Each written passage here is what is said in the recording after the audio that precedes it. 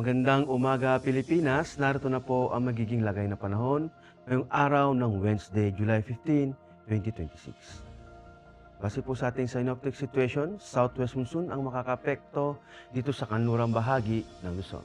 Samantala, yung LPA kahapon na si formerly Josie ay huling namataan kanina sa layo ng 1,670 kilometers silangan ng Southern Luzon.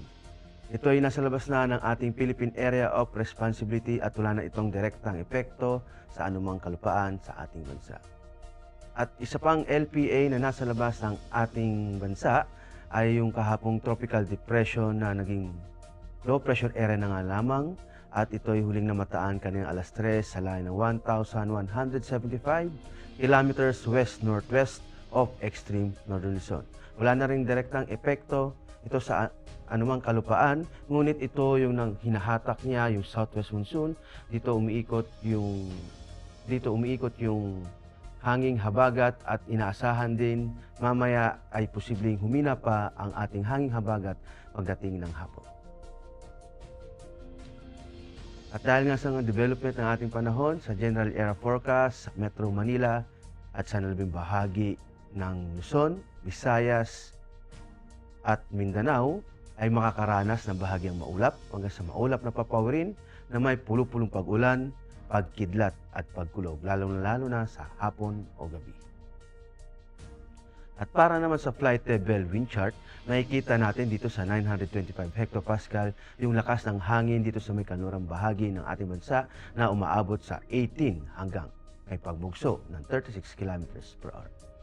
At pagdating naman dito sa 850 hectopascal, makikita natin yung lakas ng hangin ay dito na lamang sa may parte ng Luzon hanggang sa Palawan na umaabot din ng 18 at may pagbugso ng 36 kilometers per hour. At pagdating naman dito sa 700 hectopascal, makikita natin yung lakas ng hangin ay dito sa may kanlurang bahagi ng Luzon. Ito ay aabot din ng hanggang 18 hanggang 36 kilometers per hour.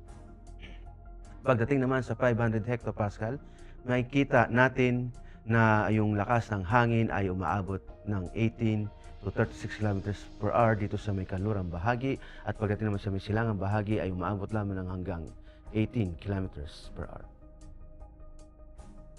At para naman sa impact of flight operations, dulot nga ng localized thunderstorms, ang Metro Manila at yung nalabing bahagi ng bansa, ang main hazard dito is yung afternoon convective development, may produce gust fronts and heavy rainfall. Ang impact nito sa rotary, downburst, strong winds, gust, and reduced visibility pose significant hazard to flight operations.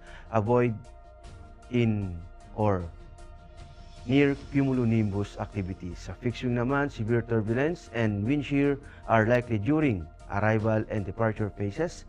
Aircraft may experience delays on required diversion to alternative airfields. At para naman sa magiging astronomical information, ang araw ay sumikat kaninang 05:35 AM at lulubog din mamayang 06:29 PM. Para sa moon illumination, meron tayong 2%. At para manatiling updated sa lagay at pagtaya ng panahon, i-follow lamang ang Air Force Weather Center sa mga social media accounts.